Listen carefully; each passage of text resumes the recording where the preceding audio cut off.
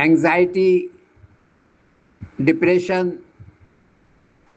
जिस्म में दर्द, ज़ियाबेतिस,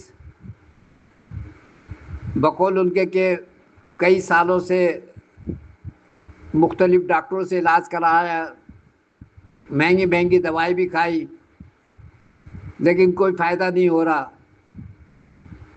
तो मेरे सवाल पर कि जब सुबह सो के उठते हैं तो जिस्म में अकड़ाव ज़्यादा होता है या कम, उन्होंने कहा ज़्यादा होता है।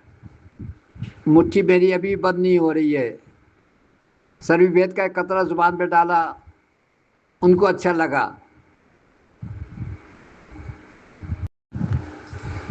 जिस्म के दर्द में कमी आई, मुट्ठी बंद करने में आसानी हुई, लेकिन उंगलियों का जो खिंचाव है जिससे उंगली टेढ़ी हो रही है उसमें कोई फर्क नहीं आया। फिर सिकेल कार का कतरा जुबान पे डाला तो जो उंगलियों का खिंचाव हो रहा था उसमें ही फर्क आया।